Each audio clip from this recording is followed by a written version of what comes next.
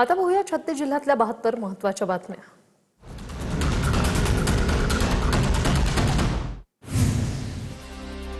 शेतकरी कर्जमाफीचा दुसरा हप्ता वितरित। मुख्यमंत्री देवेंद्र फडणवीस यांनी एका क्लिकद्वारे रक्कम केली ट्रान्सफर। 6,36,036 शेतकऱ्यांना 5,086 कोटी रुपये वितरित। आतापर्यंत 12,56,000 शेतकऱ्यांना 10,115 कोटी रुपये वितरित।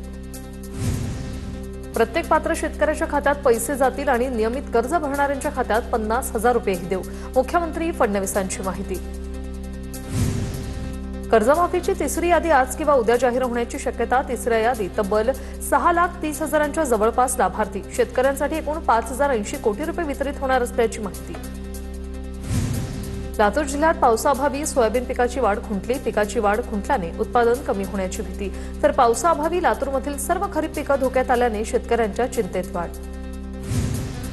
भंडाऱ्याच्या मोहाडीतील धुसाळ गावात ढोलताशांच्या गजरात रोवणा वाढवण्याचा उत्सव। भात रोवणीची कामं संपल्यानंतर शेतकऱ्यांकडून एकत्र येत रोवणा वाढवण्याची जुनी परंपरा आहे।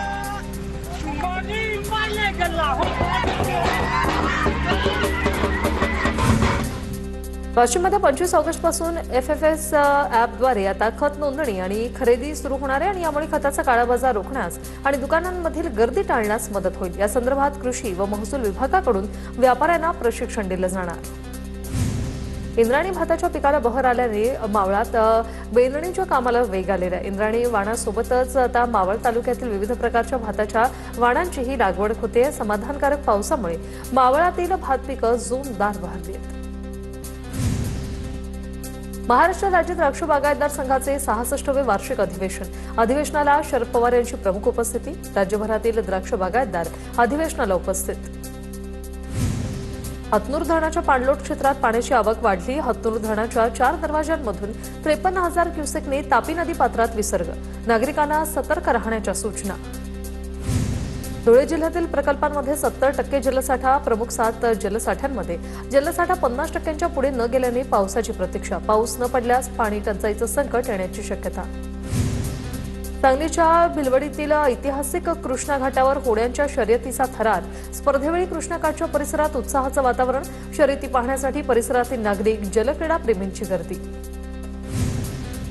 पावसाळा सुरू होऊन 2 महिन्यांचा कालावधी उलटला तरी जालना जिल्ह्यात पाणी टंचाईचं सावट। 57,000 नागरिकांची तहान टँकरच्या पाण्यावर अवलंबून। सद्यस्थितीला 16 गाव आणि 23 वाड्यांना टँकरद्वारे पाणीपुरवठा सुरू।